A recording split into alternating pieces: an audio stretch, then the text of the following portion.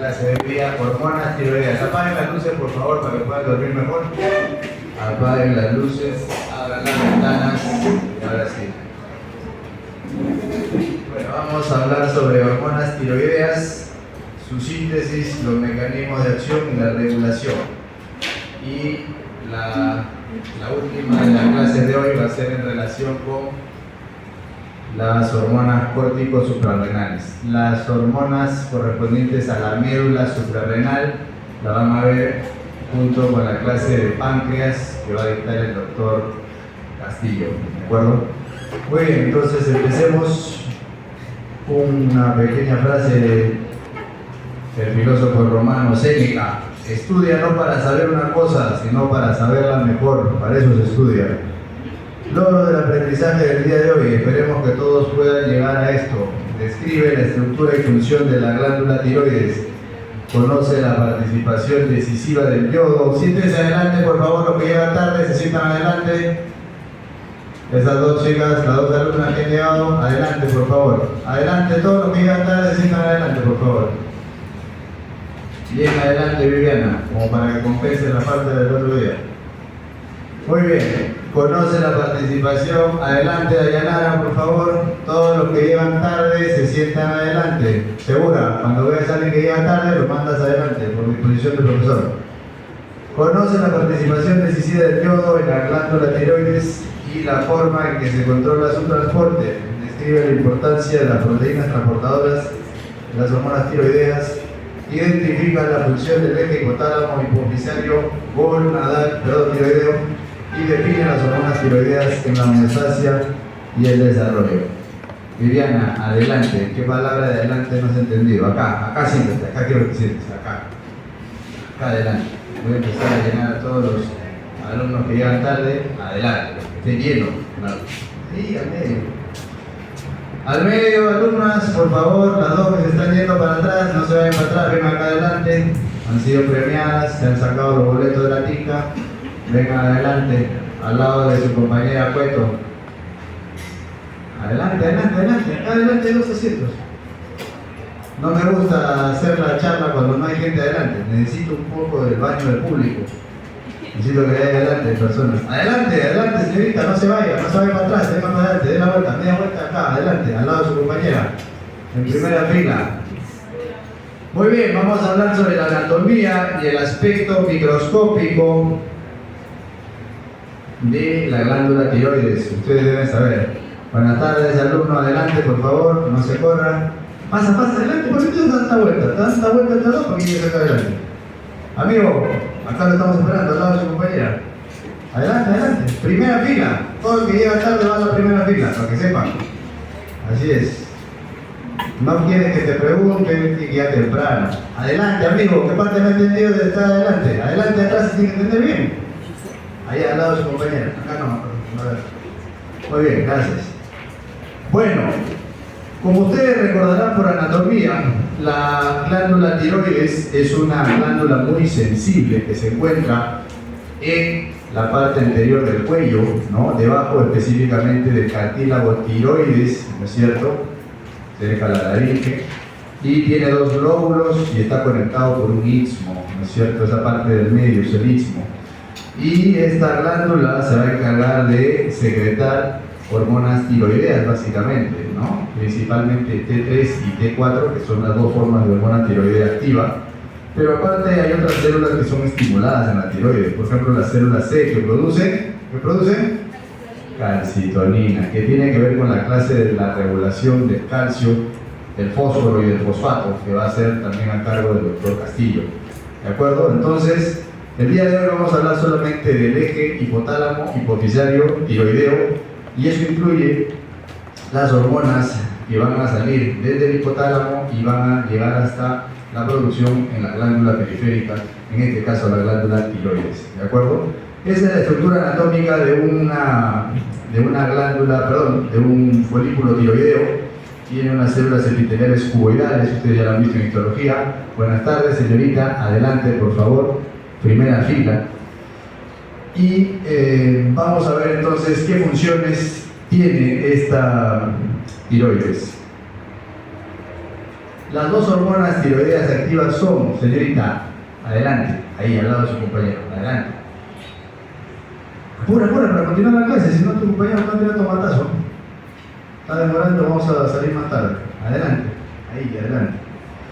Las dos hormonas tiroideas activas son las que ven ustedes en la pantalla del data, que dice T3, también conocido como triiodotironina, que por cierto es la más potente, por si acaso pregunta de examen, y la T4, también conocido como tiroxina, su nombre completo es tetraiodotironina. Algo interesante es que toda la T4, o sea toda la tiroxina, termina convirtiéndose en T3, ¿no? De los tejidos periféricos, porque es la forma más activa, es la forma más potente. Sin embargo, en la circulación como tal, encontramos más, ¿qué cosa? Encontramos más T4, ¿de acuerdo? Sin embargo, es más potente, pero la duración más breve. Al final les voy a hacer un recuento de esta diapositiva en un resumen. ¿Cómo representaríamos esquemáticamente un folículo tiroideo según el libro de Linda Constanzo? Así, ¿no? Un vaso sanguíneo, un folículo tiroideo adyacente, y dentro existe un tejido, una sustancia que se llama coloide, que está cargada de una proteína que es la tiroglobulina. Las dos alumnas que han llegado tarde, adelante por favor. Buenas tardes, acá hay dos sitios, adelante. Gracias. Entonces, hay etapas de la síntesis de ¿qué? Acá ahí puede ser uno, acá puede ser otro. ¿Hay etapas en la síntesis de la hormona tiroidea? Sí. ¿Cuáles son esas etapas de síntesis? Son varias y en verdad no lo voy a repetir tan precisamente porque eso también lo ven en menester de la bioquímica, ¿no? ¿Para qué le voy a quitar el trabajo a lo de la bioquímica? Pero solo quiero que recuerden algunas cosas, ¿no? Miren, la glándula tiroides transporta y fija ioduros, ¿no? Iones de yodo a los aminoácidos que están presentes en la tiroglobulina, ¿de acuerdo? ¿Para qué? Para generar las hormonas tiroideas. ¿Dónde estaba la tiroglobulina? Estaba dentro del folículo tiroideo en una sustancia que se llama coloide, ¿no es cierto? Entonces, si ustedes ven las etapas acá que van a ver, acá lo importante es recordar dos enzimas. Una es la peroxidasa, que lo que produce es una peroxidación, ¿de acuerdo? ¿De quién? Del yodo, pues obviamente. Y la segunda es una desiodinasa, que lo que hace justamente es agregar o quitar yodo, ¿no es cierto? Quitar básicamente el yodo, ¿para qué? Para reutilizar nuevamente la hormona tiroidea. O sea, la desiodinasa finalmente va a hacer que se pueda volver a utilizar como aminoácido esencial la tirosina para poder seguir adelante.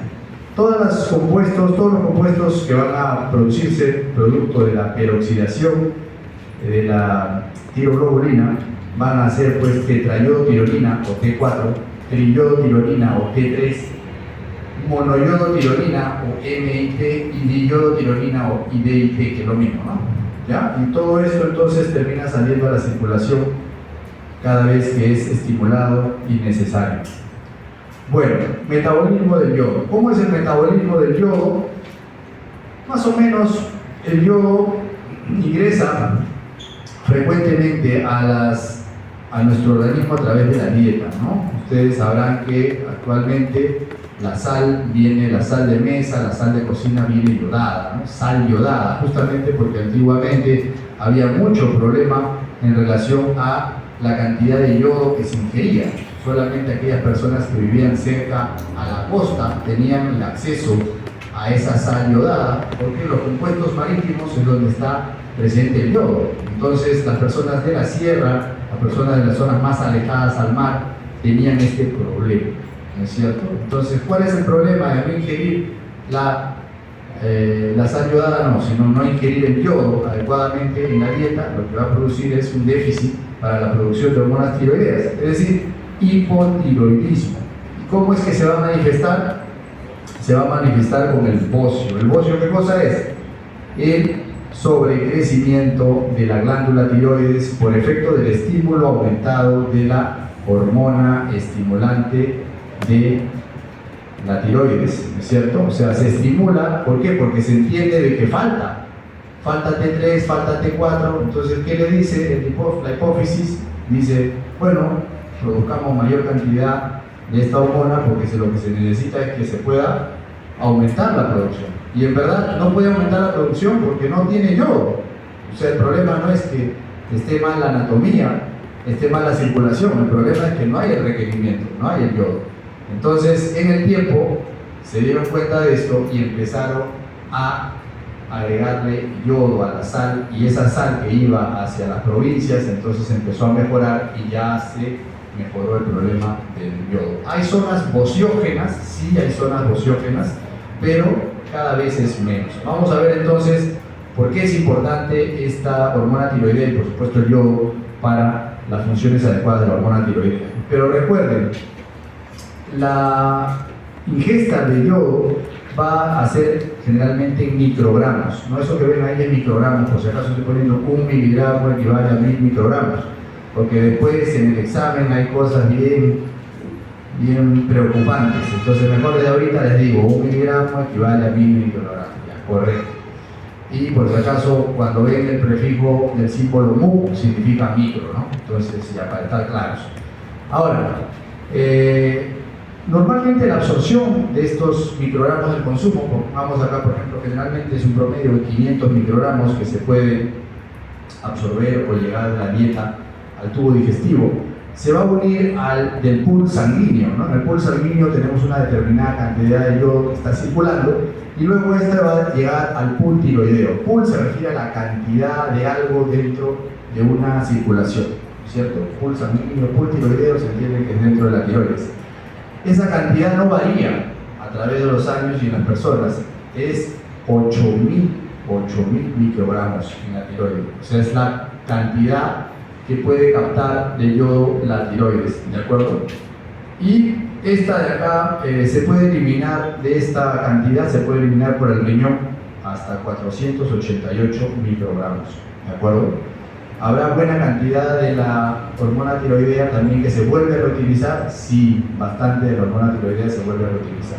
Pero el requerimiento diario en adultos, como dice ahí abajo en la leyenda, es 150, en niños de 90 a 120 microgramos y en gestantes es 200 microgramos, ¿de acuerdo? Entonces tengamos en cuenta esto, sobre todo para el caso de las gestantes, porque es súper importante para el desarrollo del feto, ¿de acuerdo? Muy bien. En general, la mayoría de las hormonas, por no decir casi todas, necesitan siempre ser transportadas, ¿no? Para llegar a donde tienen que llegar, porque las hormonas tiroideas, al igual que las hormonas esteroideas, necesitan, para poder circular, tendrían que ser hidrosolubles, y no son hidrosolubles, ¿no es cierto? Son más bien liposolubles. Entonces, si son liposolubles, necesitan un transportador, al igual que las hormonas sexuales, necesitan un transportador.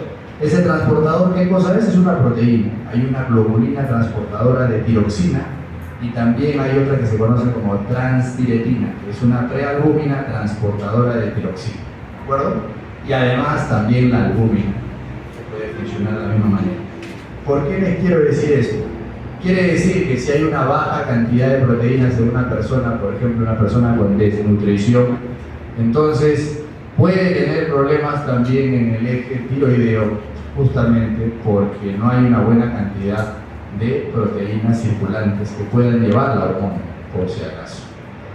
Lo mismo puede pasar con las hormonas sexuales, ¿de acuerdo? Entonces, las hormonas tiroideas circulan en el plasma, principalmente unidas a las proteínas, pero solo las que están libres son las que tienen actividad biológica. O sea, cuando nosotros queremos saber qué actividad o qué tanto está actuando la hormona tiroidea, por ejemplo la tiroxina, nosotros lo usamos en los pacientes T4 libre. T4 libre porque es la forma de la hormona cómo va a actuar. La T4 que está unida a la proteína no me sirve, no tiene una actividad biológica en ese momento, ¿de acuerdo? Muy bien. ¿Qué factores afectan a la secreción de hormona tiroidea? Lo podemos dividir en dos columnas. Uno, los factores que estimulan la producción y otros serían los factores más bien que inhiben la producción, ¿de acuerdo? Entonces, como son varios, más fácil creo que se memoricen o que tengan en cuenta en todo caso los factores estimulantes, porque si saben lo que estimulan, por descarte saben lo que no estimulan, ¿cierto? Entonces, ahí veo tres básicamente: los que estimulan, Además está decir la hormona estimulante de la tiroides, o TSH por sus siglas en inglés. Las inmunoglobulinas estimulantes de la tiroides, que son anticuerpos, ¿de acuerdo? ¿Por qué habrían anticuerpos en algunas personas que tienen enfermedades autoinmunes, como por ejemplo la enfermedad de Graves-Basedow, que produce hipertiroidismo, produce anticuerpos contra la tiroides, y esto hace de que aumente la producción de hormona tiroidea y se manifieste como hipertiroidismo, lo vamos a ver en fisiopatología. Luego también tenemos otro problema en el cual, por ejemplo, aumenta la concentración de tiroglobulina, por ejemplo, en el caso de un estado fisiológico como el embarazo. En el embarazo, si aumenta la producción de tiroglobulina, entonces lo que va a pasar es que va a haber dentro mayor síntesis del coloide, y por lo tanto habría mayor posibilidad de que se secrete la hormona tiroidea, ¿de acuerdo? Entonces, tengamos en cuenta estos factores, y los inhibidores los dejo ahí para que revisen, pero algunos son evidentes y obvios, ¿no? Por ejemplo, ¿qué podría inhibir la producción de hormona tiroidea? La deficiencia de yodo. Estamos diciendo, si no se cumple con el requerimiento, necesariamente pues no va a haber mayor cantidad de hormona tiroidea. La deficiencia de una enzima que se encarga de justamente regular este metabolismo del yodo, que es por ejemplo la iodinasa, ¿no? Claro, ya sería un problema más bien genético, congénito, el cual tiene este problema, esta alteración. Felizmente no son muchos estos casos. La ingesta excesiva de yodo, eso es algo que le pasa a las personas que están en tratamiento antitiroideo, ¿no? Y lo van a ver más en farmacología, se conoce como efecto Wolff-Chaikoff, ¿de acuerdo?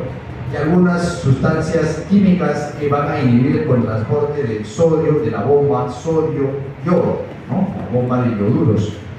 Eso puede ser el perclorato o el tiocianato. Y algunas drogas que inhiben justamente la enzima peroxidasa, como es el propiltiroacilo, por si acaso es una droga que se usa también para el tratamiento del hipertiroidismo, ¿no? Pero obviamente lo que va a hacer es inhibir la producción. Y la disminución de las concentraciones de tiroglobulina también. ¿Cuándo pasará eso? Cuando no se puede sintetizar proteínas adecuadamente. ¿Quién es el principal órgano productor de proteínas en el cuerpo?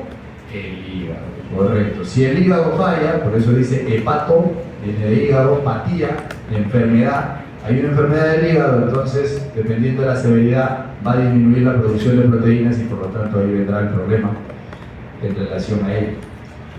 ¿Cómo se da la regulación de la secreción de las hormonas tiroideas? Esta es una imagen del libro de Linda Constanzo, ¿no? En el cual todos pueden apreciar que del hipotálamo, como les habíamos comentado en la clase anterior, se liberan factores u hormonas liberadoras. En este caso, la hormona que sale es la hormona liberadora de tirotropina, u hormona liberadora de hormona estimulante de la tiroides, ¿no? Entonces, esta hormona liberadora de tirotropina llega a la hipófisis anterior o la adenohipófisis, y ahí se produce la TSH u hormona estimulante de la tiroides. ¿A cargo de quién? A cargo de las células tirotropas, que también son las encargadas de producir esta TSH o tirotropina, que es lo mismo por si acaso. Y esta de acá va a salir hacia la glándula periférica, que viene a ser la glándula tiroides. Dentro de la glándula tiroides, que ustedes ya la conocieron, se van a producir finalmente estas dos hormonas, T3 y T4, que van a ir a la circulación general, y estas mismas son las que van a inhibir a nivel de la hipófisis anterior la producción de mayor cantidad de hormona estimulante de la tiroides, de tal manera de que ya no se produzca mayor cantidad de hormona tiroidea cuando ya no es necesario, ¿de acuerdo? Y ese sería el feedback negativo. Hay el estímulo y hay la inhibición del asa corta, ¿no es cierto? Muy bien. Ahora, con una imagen más precisa, podemos ver que desde la hipófisis sale entonces la hormona estimulante de la tiroides o tirotropina. Produce la tiroides T4, pero la más importante para nosotros es la T4 libre, que es la que va a producir la acción o la actividad biológica, ¿de acuerdo? Esta T4 libre se va a transportar mediante proteínas, las cuales nosotros lastimosamente no las vamos a poder utilizar como tal, y esta otra parte va a ser transportada por proteínas plasmáticas. O sea, unas son proteínas tisulares o ísticas y otras son proteínas plasmáticas. ¿Cuál es la más importante? La T4 libre en general, porque es la que finalmente va a tener la actividad biológica. ¿Cómo es la regulación del eje hipotálamo, hipófisis, tiroides? O hipotálamo, hipofisario, tiroideo, si quiere. A ver, ¿dónde se produce la hormona liberadora de tirotropina? Se produce en el núcleo paraventricular. En el núcleo paraventricular del hipotálamo, ahí se produce. Una vez que se produce en el núcleo paraventricular, entonces va a llegar por una conexión vascular hacia la adenohipófisis y ahí es donde vamos a tener el estímulo sobre las células tirotropas para que éstas produzcan tirotropina o también conocida como hormona estimulante de la tiroides. Esta hormona estimulante de la tiroides que sale de la adenohipófisis o de la parte anterior de la glándula pituitaria, lo que va a hacer es que la glándula tiroides va a producir el estímulo para la producción de T3 y T4, triiodotironina y tetraiodotironina, y estas finalmente van a hacer o van a realizar el feedback negativo sobre la adenohipófisis y sobre el hipotálamo. ¿De acuerdo? Entonces queda claro cómo es la regulación. ¿Cómo es la secreción de esta hormona estimulante de la tiroides respecto al ritmo circadiano? Circadiano se refiere a cerca a un día, ¿no? Viene del latín circadiano, cerca a un día. Hay también ritmo ultradiano, ¿cierto? Hay también ritmo biológico infradiano. ¿No? Circadiano significa que está cerca a las 24 horas, que se determina básicamente por 12 horas de luz y 12 horas de oscuridad. Es básicamente con lo que se trabajan la mayoría de los animales en general, ¿no? Entonces, todos estamos influenciados por un ritmo biológico, día y noche, ¿no es cierto? Luz y oscuridad. Y eso regula nuestro ritmo circadiano. Si te preguntas entonces, ¿qué pasará si yo duermo en las tardes y solamente me pongo a estudiar en las noches? Lo que va a pasar es que vas a alterar tu ritmo circadiano. Algunas veces se altera el ritmo circadiano de los animales por alguna razón. Si ustedes han pasado alguna vez por una fábrica, iba a decir, pues, más bien por un galpón de donde crían a los pollos, han visto que toda la noche, 24 horas, pasa de noche, pasa de día, está prendida la luz. ¿Cuál es la idea de tener prendida la luz todo el día? Que el pollo coma todo el día, ¿no es cierto? Que no pierda tiempo. No necesitamos que el pollo pierda tiempo, queremos que coma todo el día para que engorde, porque es un animal de producción y mientras más rápido engorde, más rápido se va a poder beneficiar el animal, ¿no? Por no decir que más rápido lo van a poder matar al animal. Entonces, es un tipo de alteración del ciclo o del ritmo circadiano para tratar de solucionar este tema, ¿no es cierto? En el caso de ustedes también va a pasar. Si ustedes están estudiando en madrugada, se van a dar cuenta que pasada la medianoche empieza a haber hambre.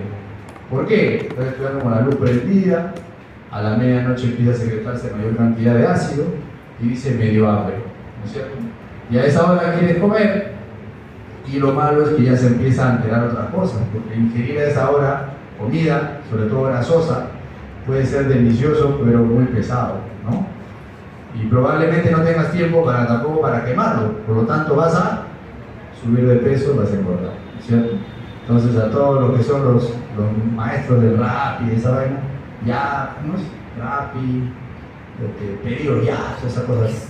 Bueno, entonces en el ritmo circadiano, la secreción de la hormona estimulante de la tiroides, van a ver ustedes que se segrega mayor cantidad de TSH allá cercano por las 9 de la noche, ¿no? Y en el sueño también, mira, como eso de la 1 de la mañana, doctor, pero yo a la 1 de la mañana yo recién estoy levantándome. Cuidado, porque estás alterando tu ritmo circadiano, ¿no es cierto? De repente puede ser que unos días tú vayas a alterarlo por una cosa específica, ¿no? Hay que estudiar algo de más, alguna cosa, podría ser. Pero no puedes vivir alterando el ritmo circadiano porque vas a tener problemas, ¿no es cierto? Vas a alterar la secreción de la hormona estimulante de la tiroides y esto va a producir otros problemas. Ahora, ¿por qué se estimula o por qué se da esto en este horario? Recuérdense que una vez que se produzca esta hormona estimulante de la tiroides, tiene que viajar a la glándula periférica y de la glándula periférica tiene que salir la hormona tiroidea, que es lo que finalmente se necesita. Pero para que eso pase va a pasar alrededor de 3 horas o un poco más. Entonces, si se secreta más o menos en la noche y empieza a secretarse hasta la 1 de la mañana, tiene toda la madrugada para metabolizarse, y en la mañana, en las primeras horas de la mañana, cuando uno requiere hormona tiroidea para aumentar el metabolismo basal, te levantas con ganas de iniciar el día, ¿no? Esa es la idea de la hormona tiroidea. Va a acelerar todos los procesos metabólicos, la hormona tiroidea. Muy bien, ¿cuáles serán sus acciones entonces? Las acciones son directas sobre el crecimiento, sobre el sistema nervioso central, sobre el índice basal metabólico, sobre el metabolismo en sí también porque lo acelera, y sobre la función cardiovascular porque puede acelerarla o puede disminuirla. ¿De acuerdo? ¿Cómo es que va a ser su mecanismo de acción? Es a través de un receptor intracelular, específicamente un receptor a nivel nuclear, como el de las hormonas esteroideas. ¿De acuerdo?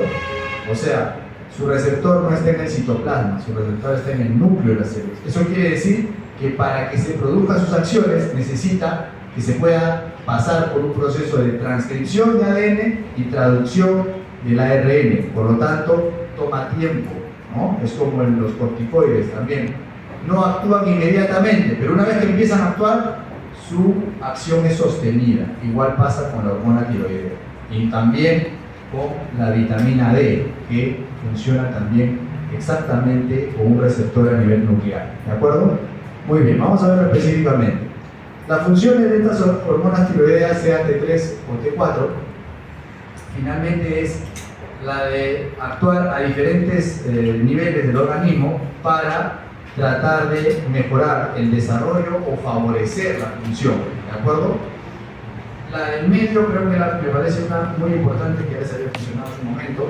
Favorece el desarrollo del cerebro fetal, ¿no? O sea, ¿qué pasará con una madre que no es diagnosticada de hipotiroidismo en el embarazo? Bueno, probablemente difícilmente salga embarazada, por un lado, pero supongamos que sale embarazada y deja de tomar la hormona tiroidea. Una persona que tiene hipotiroidismo y está recibiendo terapia hormonal de reemplazo, deja de tomar, lo que va a pasar es que va a condenar al recién nacido a un hipotiroidismo congénito. Cuando el hipotiroidismo es congénito, se conoce como cretinismo.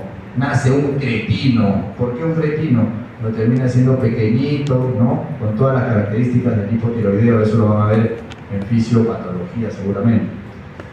Y ahora, tener en cuenta entonces que cuando dice el desarrollo del cerebro fetal se refiere a varias funciones. Por ejemplo, mielinización, sinaptogénesis, ¿no es cierto? Crecimiento de las dendritas, de los axones.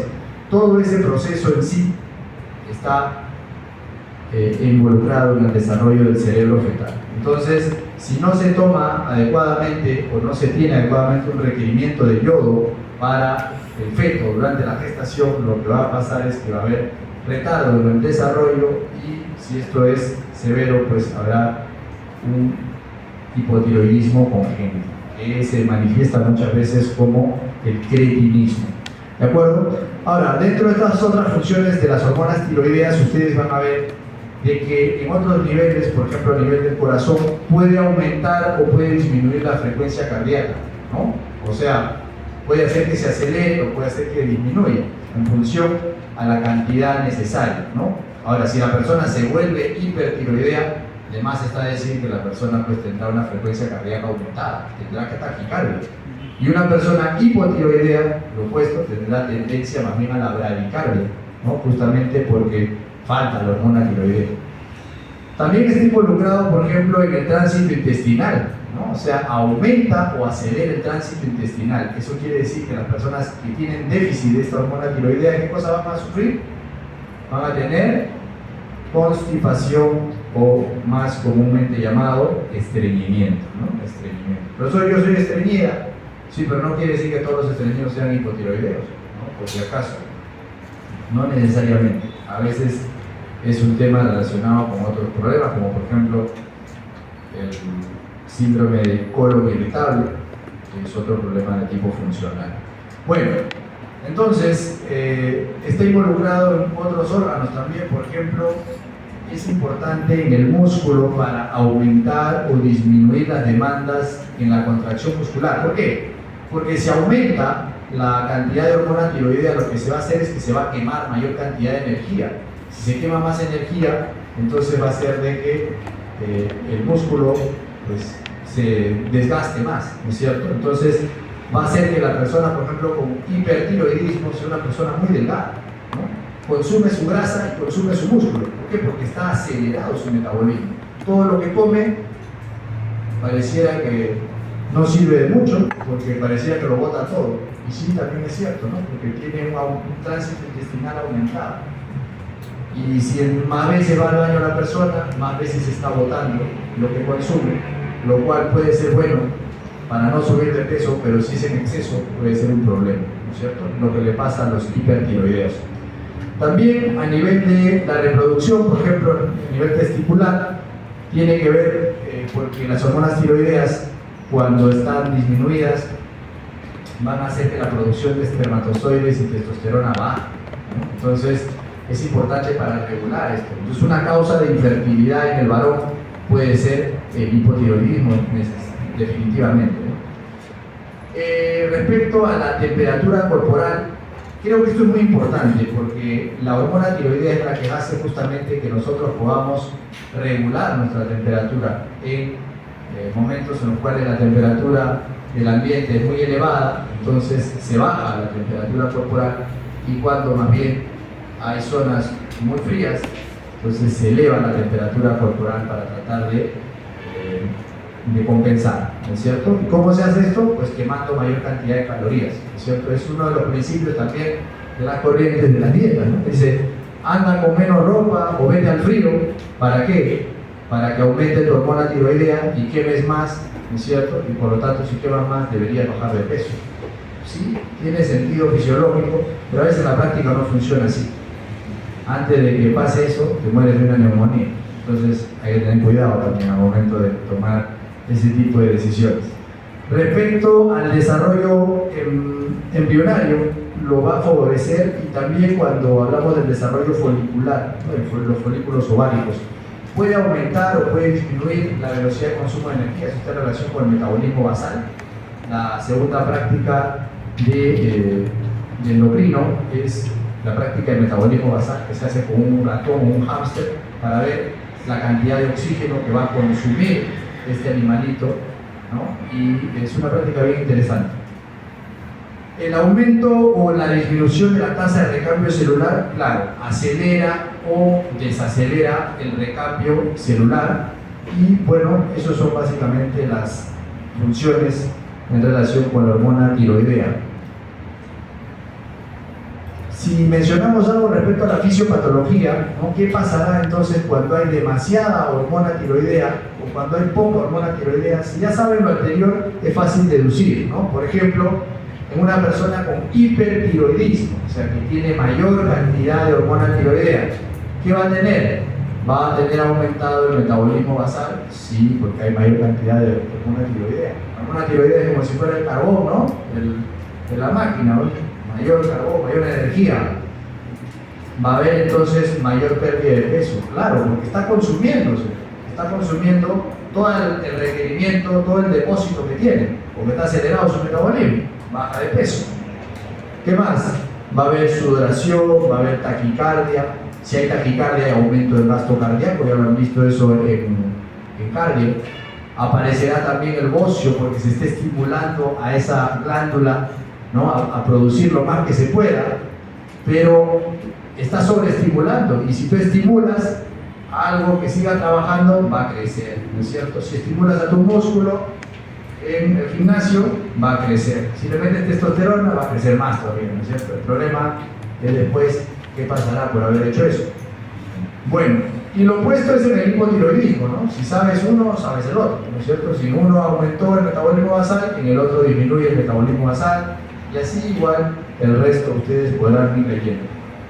Respecto a las causas y tratamiento, eso lo van a ver después, solamente le traigo esta diapositiva a colación para que ustedes puedan entender de que todo tiene una razón de estudiar. Estudiamos lo que es normal para que más adelante puedan entender por qué es anormal y por qué requiere tratamiento y cuál sería el tratamiento si ya conocen la fisiología. ¿Hay zonas nociógenas en el mundo? Sí.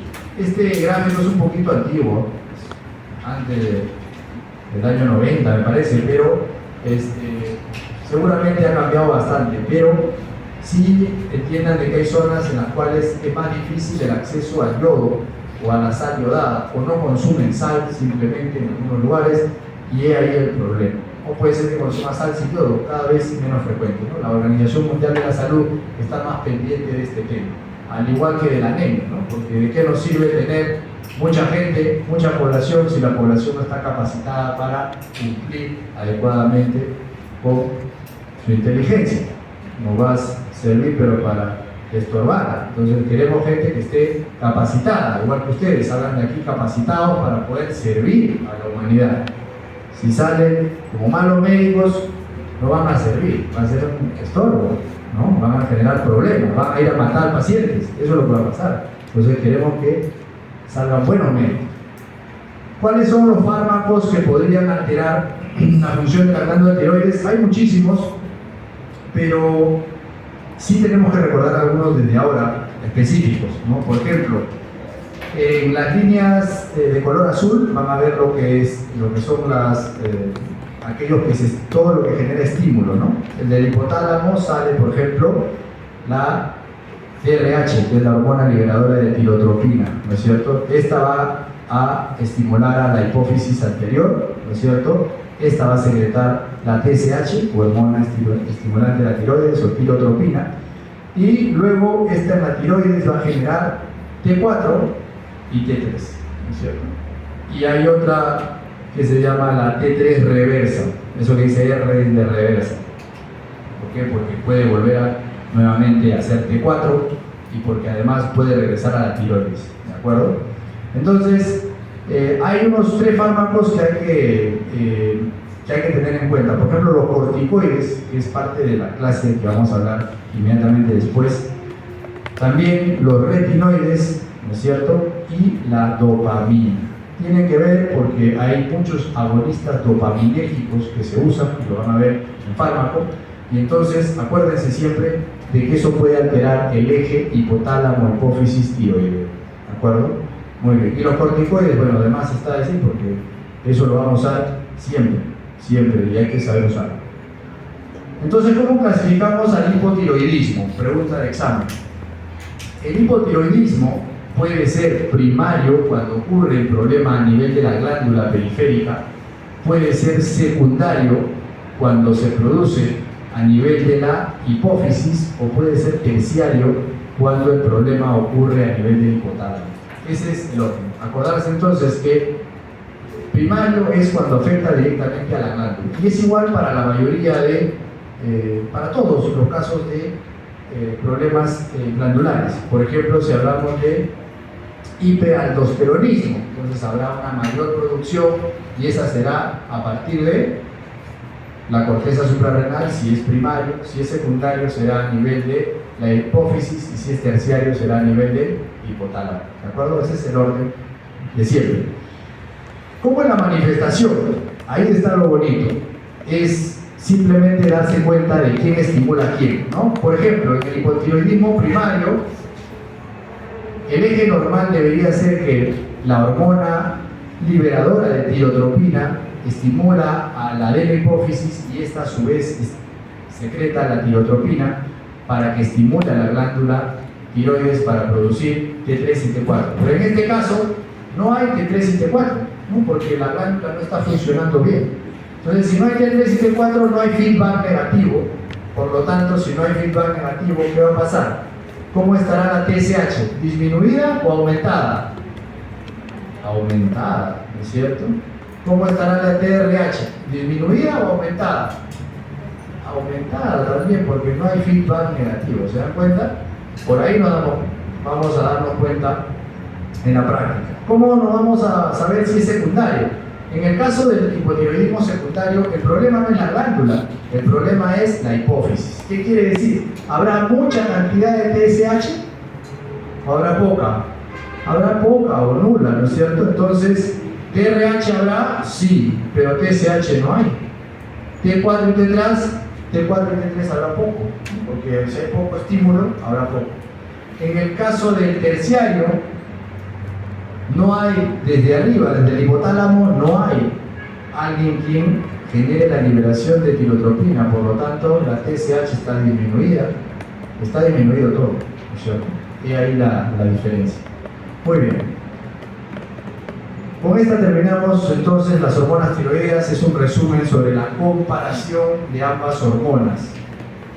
A la izquierda entonces van a ver la característica y arriba van a ver entonces el tipo de hormona tiroidea. Vamos a ver, hay algunas características como potencia, tasa de secreción, inicio de acción, tiempo de vida media, almacenamiento e inactivación.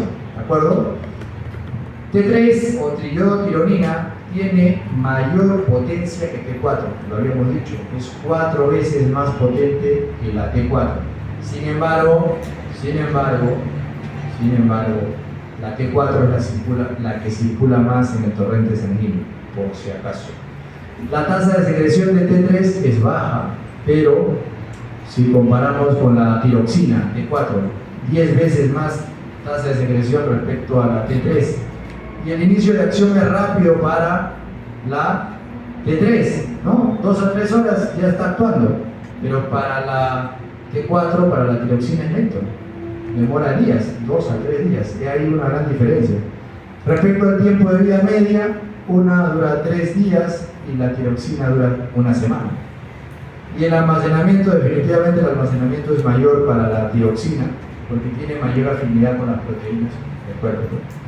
Entonces, la inactivación termina siendo lenta para la tiroxina, pero rápida para la triiodotironina. Entonces, la triiodotironina es más potente, es de inicio rápido y también de inactivación rápida. Eso tienen que recordar. Muy bien, ahora sí, acabemos con esta segunda parte que es sobre las hormonas córtico-suprarrenales en relación con su síntesis, los mecanismos de acción y regulación. ¿De acuerdo? Séneca, el filósofo romano, que decía: no nos atrevemos a muchas cosas porque son difíciles, pero son difíciles porque no nos atrevemos a hacerlas. Claro, si no sabes bailar, si no te gusta bailar y no sabes bailar, a ver, aprende a bailar, vas a ver que te va a gustar, poco a poco. Así es igual el estudio de la fisiología. Logro del aprendizaje. 1. Describe la estructura y la función de la glándula suprarrenal. 2. Define los efectos de las hormonas córtico-suprarrenales para la homeostasis. 3. Conoce la importancia de la ACTH en la corteza suprarrenal. Y lo último, identifica la función del hipotálamo y hipófisis como reguladores de la función córtico-suprarrenal.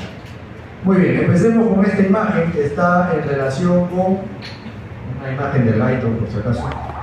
Es en relación con la parte histológica de cómo se encuentra la glándula suprarrenal. No se olviden que la glándula suprarrenal en realidad son dos glándulas independientes, ¿no? O sea, la médula que está dentro de la glándula suprarrenal y la que está más afuera es la corteza suprarrenal, que vendría a ser como si fuera la cáscara, ¿no? Pero son dos glándulas independientes, tienen una función independiente y tienen una actividad independiente y una estimulación independiente. Les voy adelantando que la médula suprarrenal tiene una función importantísima para el cuerpo, que es la generación de catecolaminas, ¿no es cierto? Epinefrina, adrenalina o adrenalina, que es lo mismo, noradrenalina o norepinefrina, dopamina. Entonces son catecolaminas necesarias para el organismo para acelerar la actividad, ¿no? Simpática, la actividad del simpático. Cuando uno requiere una acción rápida, entonces se tiene que producir una descarga de estas catecolaminas. Esa descarga tiene que ser rápida, en cuestión de segundos, ¿no? Porque si no, no cumpliría esa función. ¿De acuerdo? Esa es la idea. A ver, cierre la puerta, por favor, para que no nos... ¿Segura? Cierra la puerta. Aquí tiene Gonzalo. Muy bien, entonces, ya apenas se van, abrimos nuevamente. Entonces la idea es de que para que ocurra esto no puede hacer un estímulo de tipo hormonal, porque una hormona se demora más tiempo en secretar y se demora más tiempo en actuar. No es lento tampoco, pero no es tan rápido como para salvarnos la vida, ¿no es cierto? Está viniendo un toro bravo, ¿no?, a embestirte. ¿Tú qué vas a hacer? Tienes que tomar una respuesta rápida, ¿no es cierto? Entonces no vas a esperar que se secrete, no, tiene que ser un estímulo rápido. Y cuando el estímulo es rápido, tiene que ser un estímulo nervioso. Por eso es que el estímulo de la médula suprarrenal es un estímulo de tipo nervioso. El sistema nervioso simpático hace sinapsis ahí y genera la respuesta rápida. Eso es en la médula suprarrenal. Eso vamos a hablar con el doctor Castillo el día lunes. ¿De acuerdo? Hoy día vamos a hablar solamente sobre la corteza suprarrenal. En general, esta glándula suprarrenal se ubica encima de los riñones, ¿no es cierto? Encima de ambos riñones, como si fuera una grasita que se encuentra encima, ¿no es cierto? Y esta corteza suprarrenal específicamente se divide en 3 zonas o 3 partes histológicamente bien diferenciadas. Una es la zona glomerular, en ese orden, la zona glomerular, luego viene la zona fascicular y luego viene la zona reticular, ¿de acuerdo? En la zona glomerular lo que se va a producir básicamente son, ¿qué son?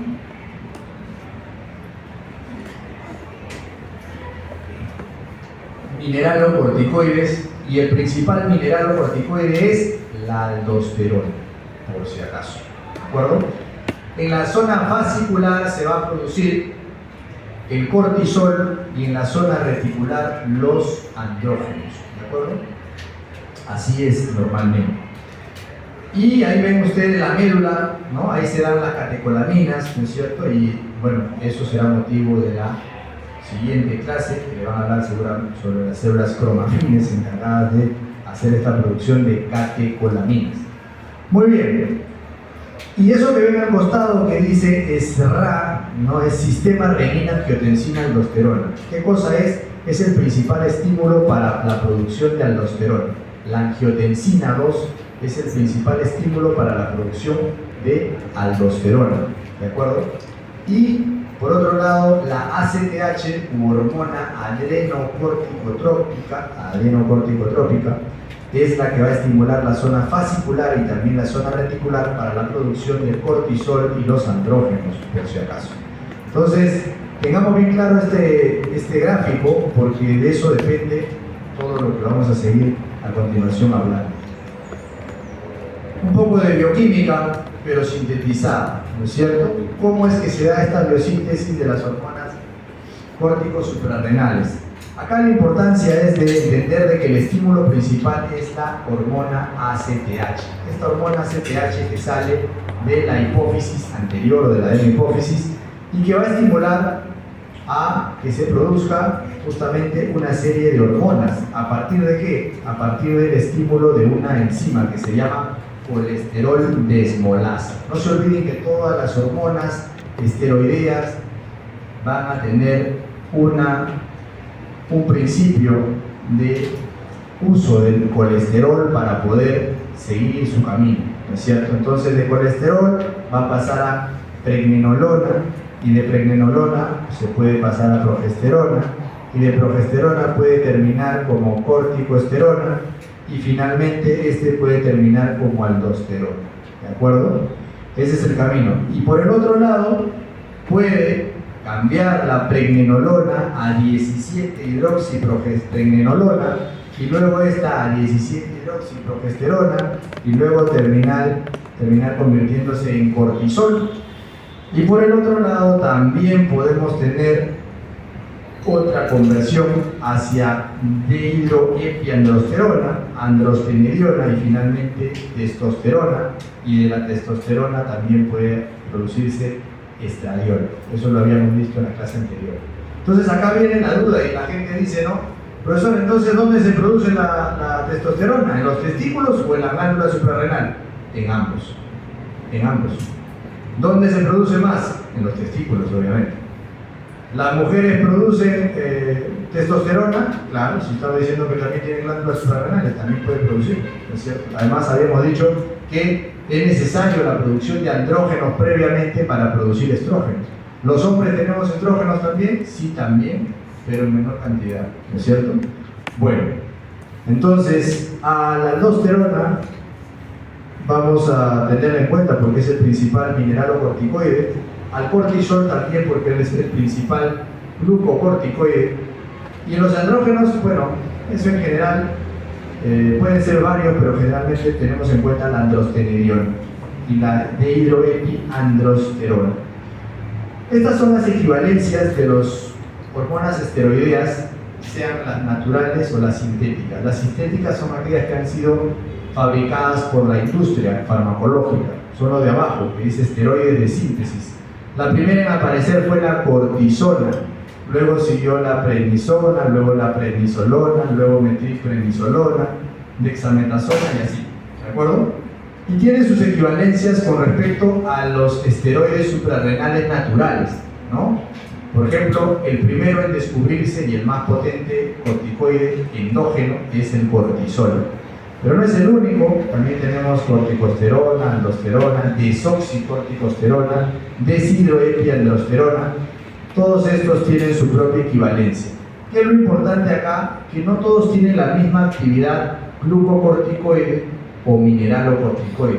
Bueno, por su mismo nombre, ustedes podrán darse cuenta que la actividad glucocorticoide tendrá que ver con algo relacionado con la glucosa, lo que dice gluco, ¿no? Y la actividad mineralocorticoide tendrá que ver algo relacionado con el uso de las sales minerales, y la principal sal mineral es el sodio, ¿de acuerdo? Entonces por ahí vamos a entender, yo creo que acá hay que recordar dos cosas: la cortisol, aldosterona, ¿no? Y ya cuando ustedes estén en fármaco tendrán que aprender lo de abajo bien, pero lo de acá tenemos que aprender cortisol y aldosterona principalmente. Miren entonces, el cortisol tiene una actividad glucocorticoide de 1. ¿Y qué cosa es de 1? Abajo dice la leyenda. Las actividades de los glucocorticoides y mineralocorticoides son relativas a la del cortisol, que le corresponde 1 como actividad biológica. ¿De acuerdo? O sea, si su actividad del cortisol es, como decir, 1, a la aldosterona le corresponde menos de 1, 0.3. O sea, tiene una acción menor de tipo glucocorticoide, pero tiene una acción mucho mayor de tipo mineralocorticoide. Miren, como mineralocorticoide tiene una acción de 3000, y en cambio el cortisol sigue siendo 1, ¿no es cierto? Entonces, he ahí la importancia. Si ustedes revisan también en la parte inferior, pueden ver, por ejemplo, que la dexametasona tiene actividad glucocorticoide, pero no tiene actividad mineralocorticoide. Entonces yo les digo, si vamos a darle glucocorticoide, porque es muy bueno, por ejemplo, para desinflamar el cuerpo, el más potente antiinflamatorio del organismo son los corticoides. Entonces, si tú quieres bajar rápidamente la inflamación con el paciente, le das un corticoide, pero hay que saber darle el corticoide, ¿de acuerdo? Entonces, pero no le puedes dar cualquier corticoide a cualquier paciente. Por ejemplo, si el paciente es diabético, no le podrás dar dexametasona, porque dexametasona tiene mayor actividad glucocorticoide, ¿no es cierto? Entonces, no tiene mucho sentido. Pero miren, pero si el paciente no fuera diabético y fuera hipertenso, que tiene hipertensión, entonces yo le puedo dar dexametasona sin problema, porque como no tiene problemas con la glucosa, pero sí tiene problemas con la retención de sal porque es hipertenso, entonces yo estoy usando la fisiología para poder darle el corticoide que más le beneficie a este paciente, ¿de acuerdo? Y así se puede jugar con el resto de los esteroides. Muy bien, vamos a la siguiente diapositiva. ¿Cómo es que se da la secreción diaria de cortisol? La secreción básicamente se da entre la medianoche y las 4 o 8 de la mañana, ¿no? Entre la medianoche y las 8 de la mañana, y tiene una razón de ser, va en incremento, porque lo que quiere el cortisol es despertar a la persona en las primeras horas de la mañana, y llega a su pico máximo más o menos hacia el mediodía, donde la persona está completamente despierta. Es un poco raro ver a una persona en general que a las 10 de la mañana, o sea, una persona que ha dormido normal, que no está trasnochado, nada, que se esté durmiendo pues a las 10 de la mañana, ¿no? Es un poco raro. Pero ya cuando va avanzando el día, llega la noche, imaginémonos que esta clase sea a las 9 de la noche, pues eran varios, creo que estarían ya con su almohada y todo, ¿no? Entonces, ¿por qué? Porque la cantidad de cortisol va disminuyendo, y entonces esto hace que estemos menos despiertos, ¿de acuerdo? ¿Tiene una relación con el ritmo circadiano? También, claro. Pero hay dos picos, ¿eh? Miren, hacia las 8 de la mañana empieza a subir el pico, pero también hay uno hacia las 4 o 5 de la tarde, ¿no es cierto? Eso es importante recordarlo, porque cuando uno va a dar corticoides a los pacientes, entonces le da de manera fisiológica, a las 7, 8 de la mañana y a las 4 o 5 de la tarde, para no alterar el eje adrenal, ¿no es cierto? Para eso. Muy bien, ¿cómo es ese mecanismo de acción de la aldosterona? La aldosterona actúa sobre las células principales de la nefrona o el nefrón, que es la unidad anatomofuncional del riñón, específicamente a nivel del túbulo distal, ¿no? Y en el túbulo distal existen estas células principales donde actúa la aldosterona. La aldosterona va a unirse a este receptor mineralocorticoide, MR por sus siglas en inglés, y tiene una acción, como toda hormona esteroidea, una acción nuclear. Tiene un receptor dentro del núcleo, produce la transcripción, ¿no? La mensajería, y luego de esto se sintetizan las proteínas para que recién se produzca la acción. ¿Qué es lo importante acá? Lo importante es recordar, para que ustedes adelanten fármaco, entender de que también hay antagonistas de la aldosterona. ¿Quién es un antagonista? Hay un diurético antagonista, que es la espironolactona. La espironolactona es un antagonista de la aldosterona. Pero también puede haber otro diurético. Hay un diurético que es ahorrador de potasio, que se llama amilorida, y hay otro también que se llama triamtereno, que lo que hacen es ahorrar potasio, pero también generar diuresis, ¿de acuerdo? ¿Por qué? Porque la aldosterona tiene una función específica a nivel del túbulo distal, y esa es reabsorber sodio, reabsorbe sodio, y merced sodio jala agua. ¿Cómo es eso posible, profesor? Cuando ustedes quieren que una carne dure más tiempo, ¿qué se hace para que la carne dure tiempo cuando uno no tiene acceso a una refrigeración? Se echa sal, porque la sal lo que va a hacer es deshidratar, le va a sacar el agua, ¿no es cierto? Donde esté la sal, ahí va a ir el agua. Entonces, si estamos diciendo que la aldosterona jala sal hacia los vasos sanguíneos, ¿con qué se va a ir la sal? ¿Sola? No, se va a ir con agua. Entonces va a retener agua. Por eso es que no es bueno consumir tanta sal. Consumes más sal, entonces estás reteniendo más líquido. Si retienes más líquido, estás aumentando más tu volumen plasmático. Entonces tu volemia, tu volumen de sangre es mayor. Y si es mayor, ¿quién va a trabajar más? El corazón. Va a tener que generar mayor presión y va a tener que trabajar más. Y ese es el principio por el cual a largo plazo las personas que les gusta mucho la sal se vuelven hipertensos. ¿De acuerdo? Sin embargo, todo no está 100% dilucidado. Por ejemplo, los beduinos, que son esa población que vive en los desiertos, consumen harta sal, ¿no? Y la tasa de hipertensión arterial es baja. ¿Cómo se puede explicar eso? Está en estudio. Pero aparentemente, pues, de acuerdo a las necesidades es que cambian las cosas, ¿no? O sea, en el desierto requiere, pues, estar la persona reteniendo la mayor cantidad de líquido porque no sabes en qué momento vas a necesitarlo, necesitas mayor cantidad de líquido, ¿no es cierto? Y el proceso de concentración y dilución debería ser mayor. Nosotros podemos concentrar hasta una determinada posibilidad en el nefrón, solamente podemos concentrar hasta 1200 miliosmoles. En cambio, la rata del desierto puede concentrar hasta 6000 miliosmoles. Entonces, hay organismos que se han adaptado mejor. Probablemente sea el caso de los beduinos, que requieren, y en el caso de los que vivimos en un lugar que no requerimos el consumo de tanta sal, parece que consumirlo es contraproducente, en exceso, por supuesto. Así que esa que no, que a mí me gusta mi carne así, voy a hacer la de turco, esa, no, pues ya. Eje hipotálamo, hipófisis suprarrenal. ¿Cómo es este eje? Tal vez hubiéramos empezado con esta diapositiva, ¿no? Pero ya bueno. A ver, ya todos saben que el hipotálamo termina siendo el centro de comando, ¿no?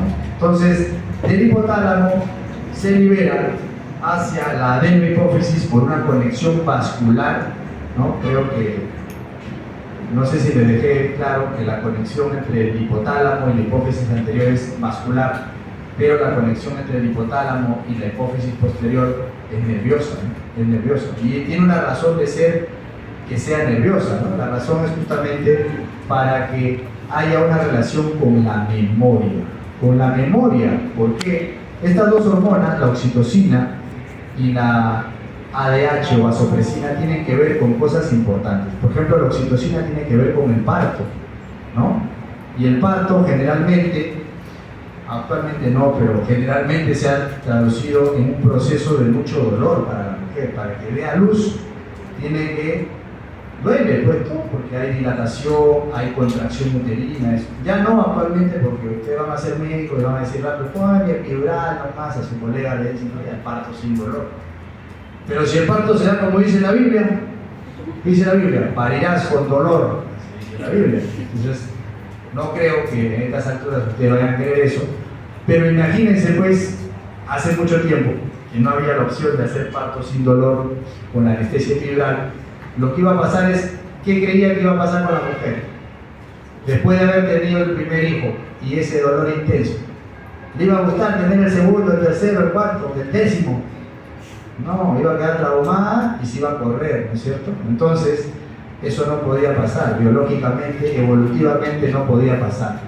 Entonces, tiene una razón de ser la conexión entre el hipotálamo y la neurohipófisis de manera nerviosa. ¿Por qué? Porque el hipotálamo también forma parte del circuito de la memoria, el circuito de Papez, de tal manera que entonces esa oxitocina también va a hacer que se active ese mecanismo y se borra de la memoria ese evento. Se olvidó que dolía un montón y nuevamente se animó por el segundo, por el tercero, tu abuela, por el cuarto, por el quinto. Bueno, las abuelas, 10, 12 era lo común, ¿no es cierto?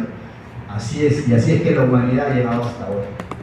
Así es. Entonces, es una razón para que haya esa disposición anatómica en esa ubicación. Igual pasa con la ADH, la hormona antidiurética también conocida como vasopresina. Si alguien de aquí, por alguna desgracia, tuviera algún accidente y pierde mucha sangre y es consciente de eso, entonces va a generar también memoria. Pero memoria para recordar que no se debe hacer eso que te puede producir nuevamente ese accidente. Entonces, para preservar tu vida. Por eso es que tiene una relación directa con una conexión nerviosa, entre la hipófisis posterior y el hipotálamo. Por cierto, entonces la hipófisis posterior o neurohipófisis no produce nada, ¿no? Solamente almacena oxitocina y ADH. A ver, recordemos entonces que en este caso lo que va a salir del hipotálamo es un factor liberador. Ese factor liberador es el factor liberador de corticotropina, ¿no? Factor liberador de corticotropina, eso que dice CRF, ¿no? Factor liberador de corticotropina. Y luego, en la adenohipófisis se va a estimular estas células corticotropas para producir, ¿qué cosa? Para producir ACTH, que es la corticotropina, o también conocida como hormona adrenocorticotrópica. ¿De acuerdo? ¿Dónde va a actuar esta? Yo creo que ya podemos abrir la puerta, Gonzalo. Mejor abrimos para... Estoy sintiendo calor. Me está subiendo la presión. Ahora sí está mejor. Ya. Entonces, esta ACTH lo que va a hacer es actuar directamente sobre la corteza suprarrenal. Ojo, solamente sobre la corteza, no sobre la médula, ya les he dicho. ¿Y qué es lo que va a producir? Lo que va a producir son esas cuatro cosas que les he mencionado ahí, o bueno, que les ha mencionado el gráfico. Es un gráfico de Lighton por si acaso.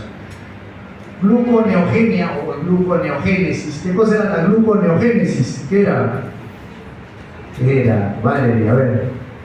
Gluconeogénesis, ¿qué era? Mariona.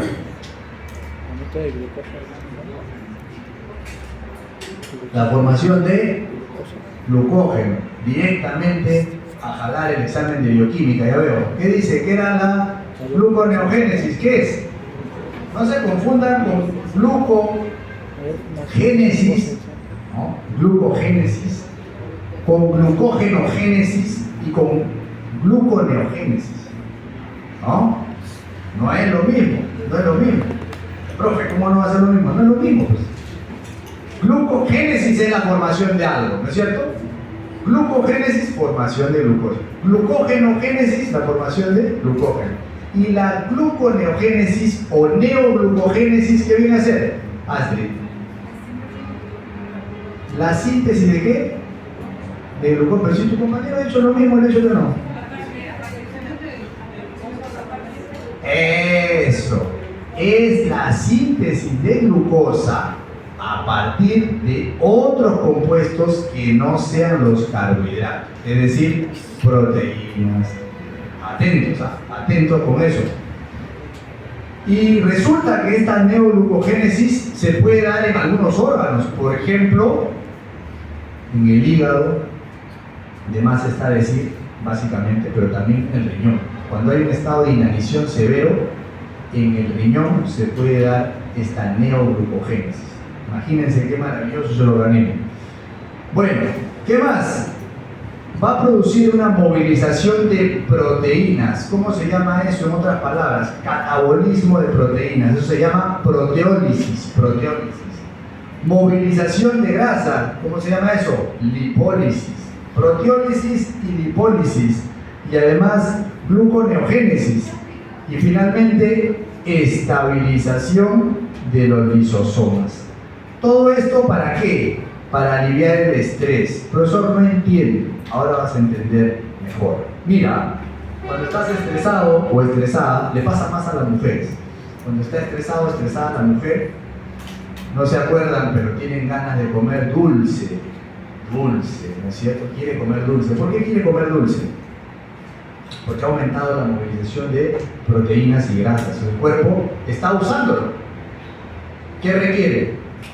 Requiere consumir más. Quiero mi torta de chocolate. Peor si le ha venido la regla, más, doble torta de chocolate. Entonces, en el caso del hombre es diferente, pero igualito, también.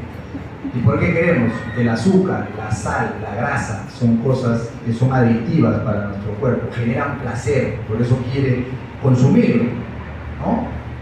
Vas a ver que tienes para comer comida sana y al costado tienes tu fast food. Te vas al fast food y dices, hoy día nomás voy a comer esta grasa, mañana voy a comer sano. Mentira, nunca come sano, siempre come la grasa. Entonces, ese es el problema.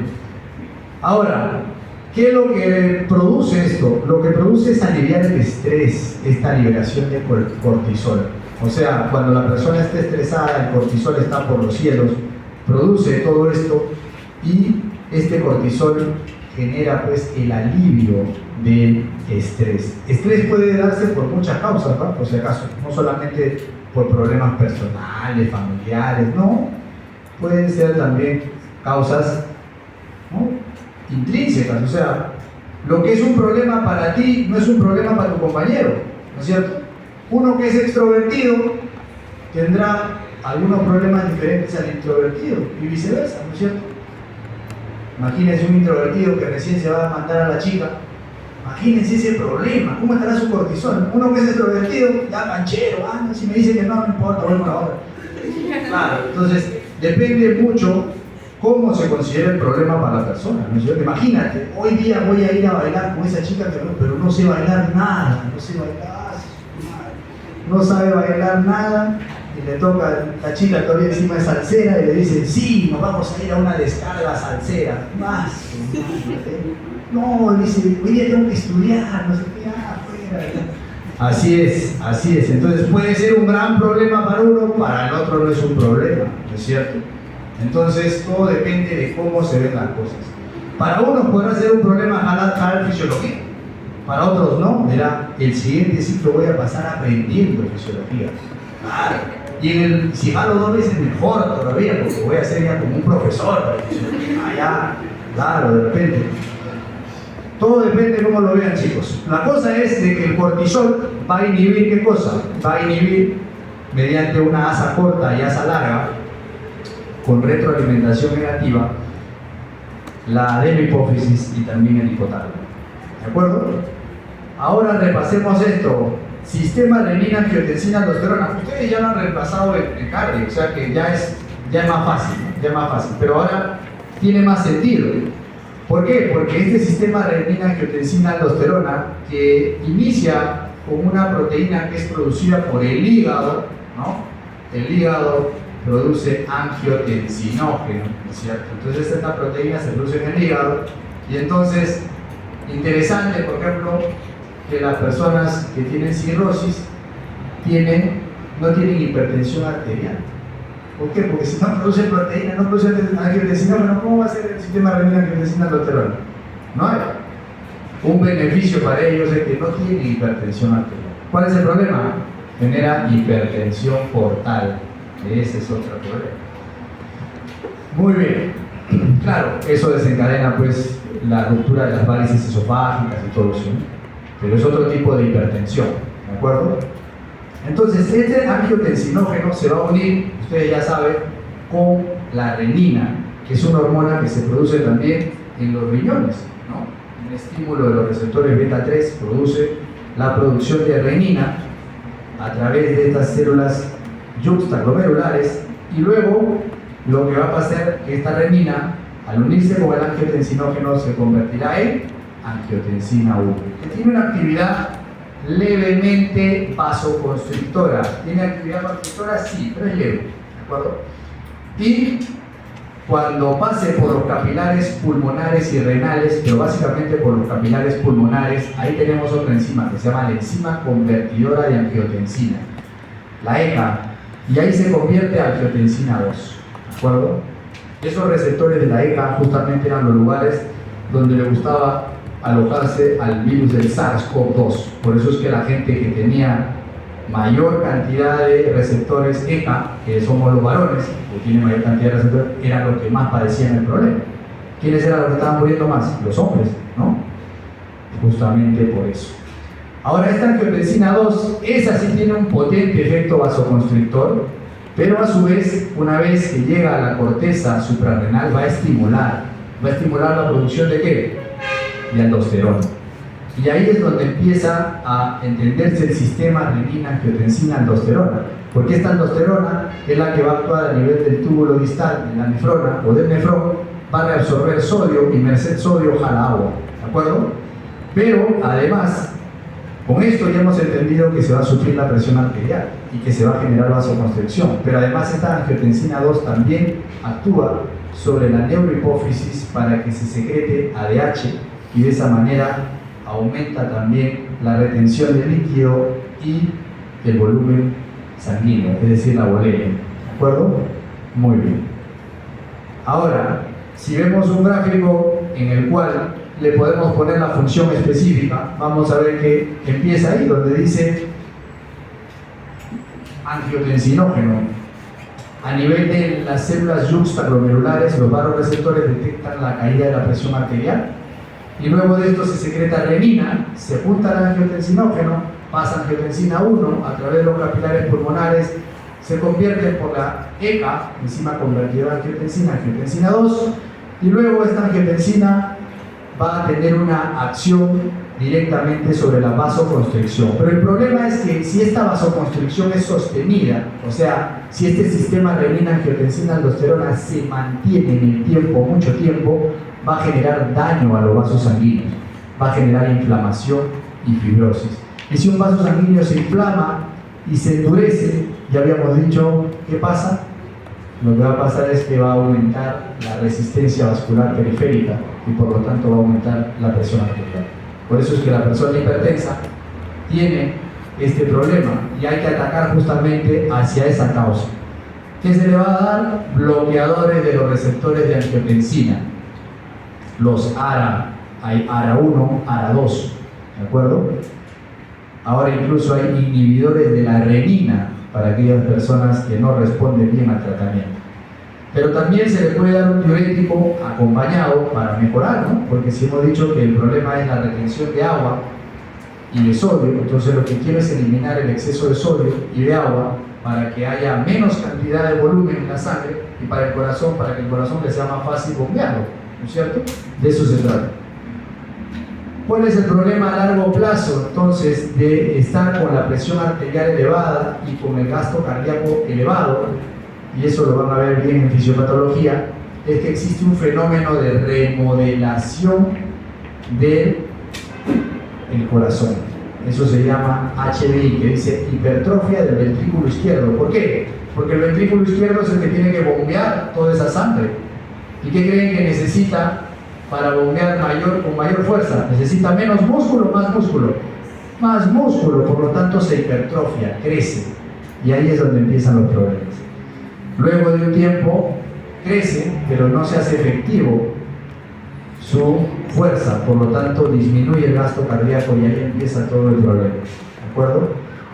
Muy bien, y esta es la estructura del aparato yuxtaglomerular para que ustedes se den cuenta, lo van a ver mejor en renal, pero solamente les adelanto que esas células que dicen de la mácula densa son como unas células en borde de cepillo que se encuentran a nivel del túbulo distal y se encuentran prácticamente besándose con las arterias o arteriolas aferente y eferente del nefrón o la nefrona.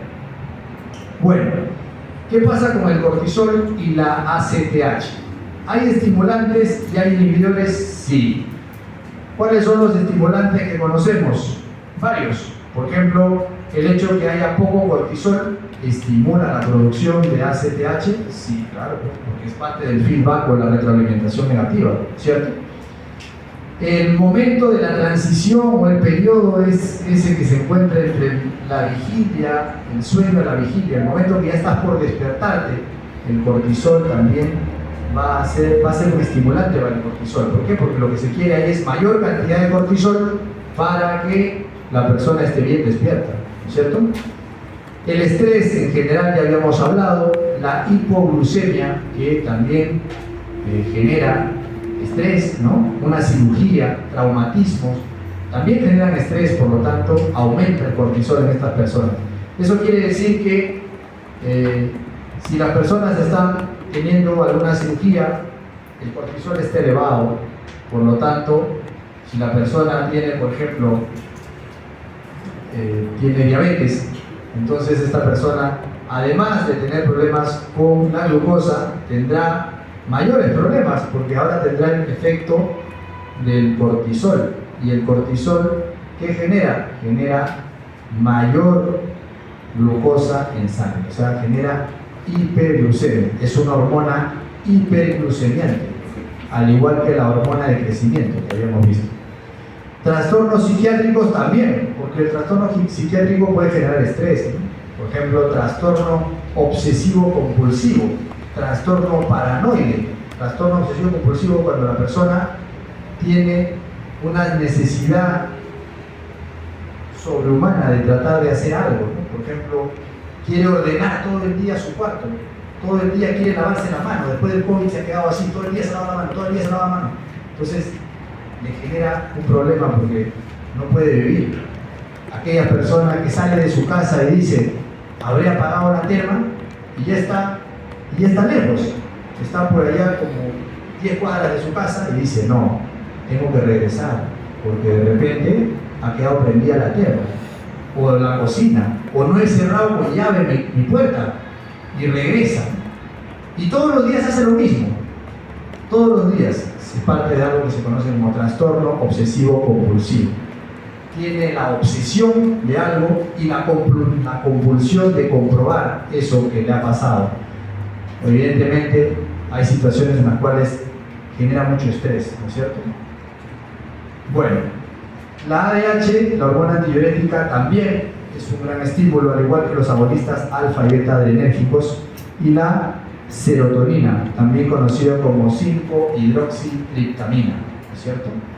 Los inhibidores serán opuestos, el aumento del cortisol, la somatostatina, que es la hormona inhibidora por excelencia del eje, habíamos dicho que esa inhibe todo, y también los opioides. Los opioides, oides significa parecido aquí, parecido al opio, ¿no? Todas las sustancias que sean parecidas al opio, ¿de acuerdo?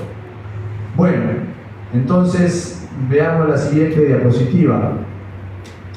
Esta es la molécula principal de donde se produce la ACTH o de donde se origina la ACTH. Se conoce como POMP o propiomelanocortina. Propiomelanocortina.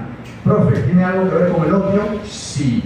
No se olviden que en nuestro cuerpo tenemos receptores opioides y receptores cannabinoides. Por eso es que Las personas y receptores nicotínicos también, por eso que se puede volver adicto uno fácilmente a la nicotina, al opio, a la cannabis, ¿no es cierto? Porque tenemos esos receptores. Si no tuviéramos los receptores, no serviría de nada, ¿no? Así es. ¿Nosotros tenemos receptores específicos para la cocaína?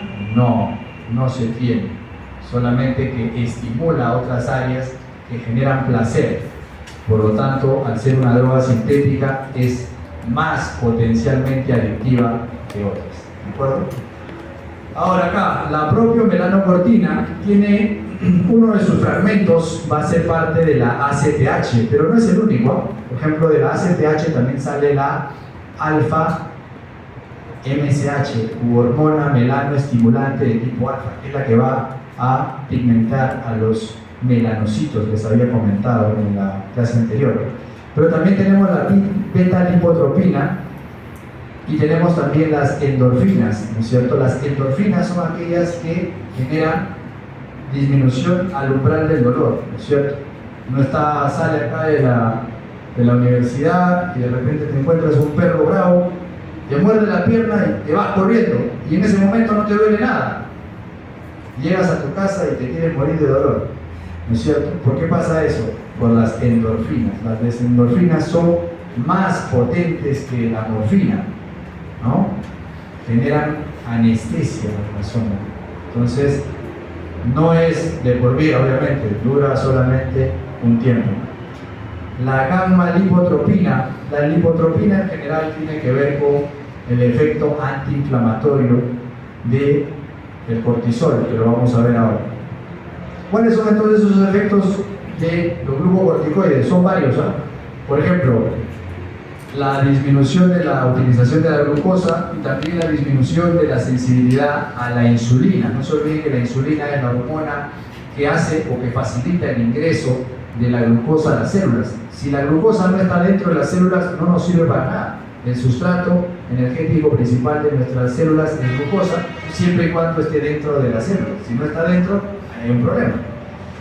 También tiene que ver con el aumento de la neoglucogénesis o gluconeogénesis, que habíamos dicho que era la formación de glucosa a partir de otros compuestos que no sean los carbohidratos. El aumento de la proteólisis y el aumento de la lipólisis, ¿no es cierto? Esto en general con el objetivo de aumentar la glucemia o generar hiperglucemia, porque lo que quieren es justamente mejorar el estrés, y el estrés se mejora aumentando el requerimiento energético, ¿no es cierto? Por eso es que te gusta comer dulce cuando estás estresado o estresada. Inhibe la respuesta inmune e inflamatoria, por supuesto. Hay una diapositiva exacta para esta de acá. Básicamente esa acción está en base a uno de sus compuestos, uno de sus fragmentos, que es la lipocortina. Y además aumenta la sensibilidad vascular a las catecolaminas. Ya habíamos dicho que las catecolaminas son las que salen de la médula suprarrenal.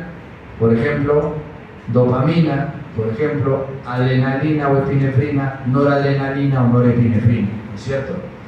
Inhibe la formación de hueso también. Por eso es que una persona que use mucho tiempo corticoides, ¿qué va a pasar con el hueso? Va a terminar con osteoporosis. He ahí el problema, ¿cierto?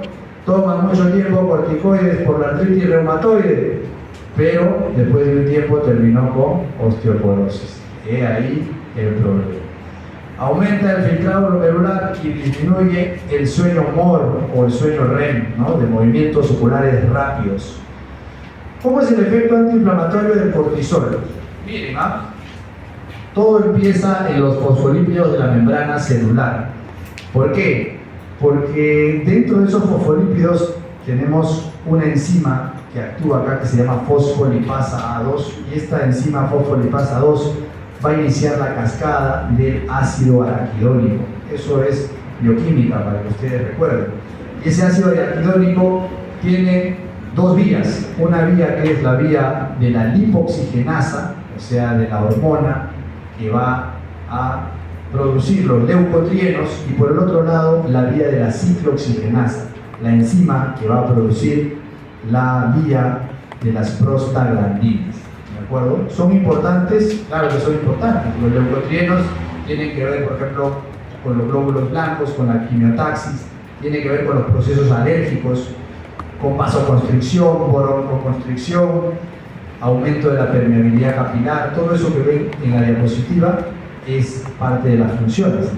Y además la ciclooxigenasa tiene que ver con la producción de las prostaglandinas, y estas prostaglandinas tienen que ver específicamente con algunas cosas interesantes. Por ejemplo, si es la vía de la tromboxano sintetasa o tromboxano sintasa, lo que se va a producir es tromboxano A2.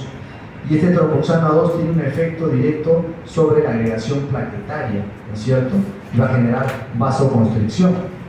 Entonces, si esta es la vía común para que pase esta agregación plaquetaria, si yo le doy alguna sustancia que inhiba la ciclooxigenasa, entonces se va a inhibir esa acción.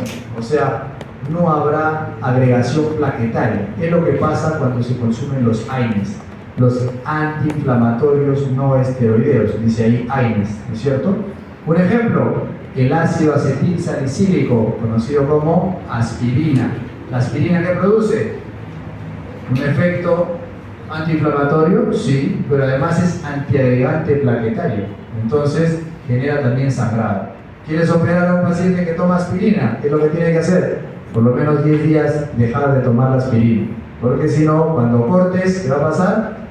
Va a seguir sangrando, y luego ahí viene el problema. Llamen a un médico. Bueno, luego por el otro lado tienen las prostaciclinas, ¿no? Tienen que ver con vasodilatación y bueno, broncoconstricción si es en el caso de la prostaglandina de tipo D, E, F. Lo importante acá recordar es que ¿dónde actúan los corticoides? Los corticoides actúan arriba de la cascada. O sea, los corticoides van a bloquear tanto la vía de la lipoxigenasa como la vía de la ciclooxigenasa. Es decir, va a inhibir la producción de leucotrienos y va a inhibir la producción de prostaglandinas.